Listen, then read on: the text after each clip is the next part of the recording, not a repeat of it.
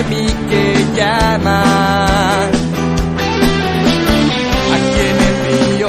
¿Quién de mi parte irá? La mies es mucha y los obreros son pocos.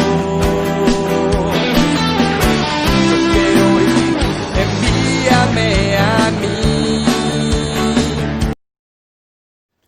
Hola, bienvenida al Evangelio de hoy. Mateo capítulo 14 versículos del 22 al 33. Este Evangelio comienza unos momentos después del de la semana pasada, donde Jesús realizó el milagro de la multiplicación de los peces y los panes. Una vez que Jesús hizo la bendición, los discípulos se encargaron de repartir los peces y los panes a cada una de las personas que los acompañaba en ese momento. Después de que la gente se había saciado, Jesús les indicó a sus discípulos que subieran a una barca y partieran a la orilla contraria de donde se encontraban. Mientras los discípulos lo hacían, él se quedó despidiendo a la gente para posteriormente subir al monte a hacer oración.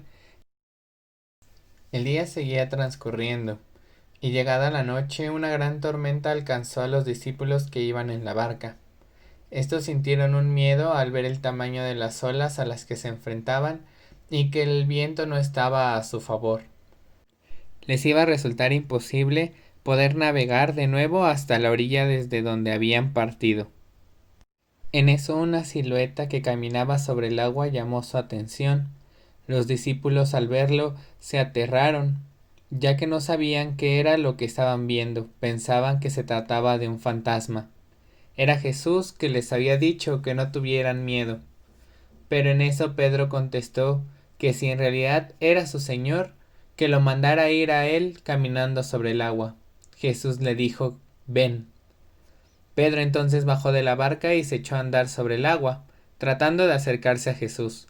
Pero en su camino sintió miedo del viento que lo recorría, y empezó a hundirse, gritando: Señor, sálvame. En eso Jesús le extendió la mano, lo agarró y lo sacó de las aguas. Una vez que Jesús rescata a Pedro y suben a la barca, él le dice hombre de poca fe y le pregunta que por qué dudó. Muchas veces nosotros en nuestro camino, después de encontrarnos con Jesús, nos sentimos muy seguros y sobre todo sentimos esa confianza de que Él está con nosotros. Esto es debido a que hemos escuchado su palabra y a que lo contemplamos en la cruz.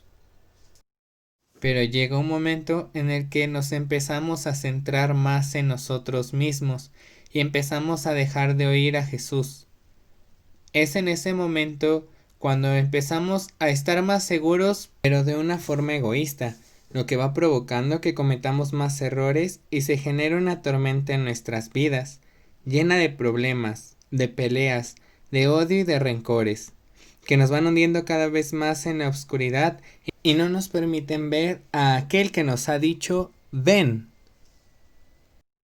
¿Cuántas veces actuamos como Pedro, que cuando una tormenta de dificultades se aproxima, dudamos de que Dios sea capaz de sostenernos?